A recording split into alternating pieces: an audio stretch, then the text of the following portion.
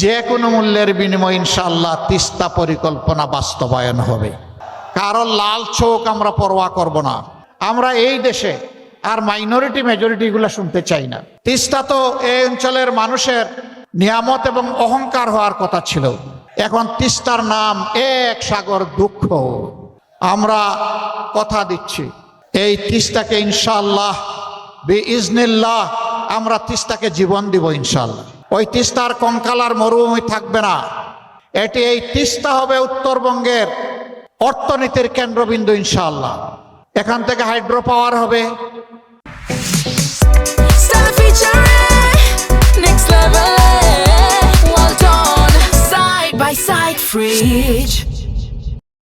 এখানকার পানি সারা উত্তরবঙ্গকে ইনশাআল্লাহ উর্বর করে তুলবে।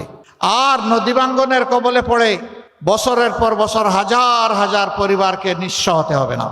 আমরা কথা দিচ্ছি যে কোনো মূল্যের বিনিময়ে ইনশাআল্লাহ তিস্তা পরিকল্পনা বাস্তবায়ন হবে। কারণ লাল চোখ আমরা পরোয়া করব না। আমার দেশ আগে, এ দেশের জনগণের স্বার্থ আগে। আমরা কারো স্বার্থে আঘাত দেব না, কিন্তু আমাদের স্বার্থে কেউ এসে বাগলা দিবে তাও আমরা মেনে নেব না। বাংলাদেশ এখানে সকল ধর্মবর্ণের মানুষ। আমরা এখন থেকে আর কোনো বৈষম্য বরদাস্ত করব। একটা মানুষের যোগ্যতা আছে আর তার দেশ প্রেম আছে, এনাফ। তার হাতে তার উপযুক্ত কাজ চলে যাবে। এই কাজ দেখবে না তিনি কোন ধর্মের, তিনি যে কোনো ধর্মের হতে পারেন। তিনি যোগ্য লোক, যোগ্য ব্যক্তির হাতে যোগ্য কাজ যাবে ইনশাল্লাহ। আরেকটা কথা আমরা পরিষ্কার করি, আমরা এই দেশে আর মাইনরিটি মেজরিটি এগুলো শুনতে চাই না। অন্যান্য ধর্মের যে সমস্ত ভাই বোনেরা আছেন, আমরা ইনশাল্লাহ বুকের চাদর দিয়ে তাদেরকে আগলে রাখব। সবাইকে নিয়ে আমরা বাংলাদেশের বাগান সাজাবো ইনশাআল্লাহ। সকল ধর্ম বর্ণের মানুষকে নিয়ে বাগান সাজাবো। আর কোনো বৈষম্য এখানে বরদাস্ত করা হবে না।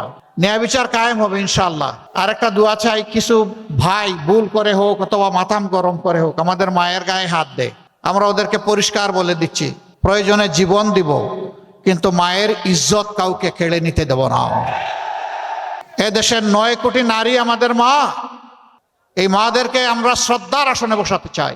তারা শিক্ষা নেবে, তারা দেশ গড়ায় অংশ নেবে, পেশাগত দায়িত্ব পালন করবে, কিন্তু ইনশাল্লাহ গড়ে রাস্তায় এবং কর্মস্থলে তারা থাকবে নিরাপদ, আর কাজ করবে তারা অত্যন্ত মর্যাদার সাথে। আমরা নারী জাতির জন্য সেটা নিশ্চিত করব ইনশাআল্লাহ।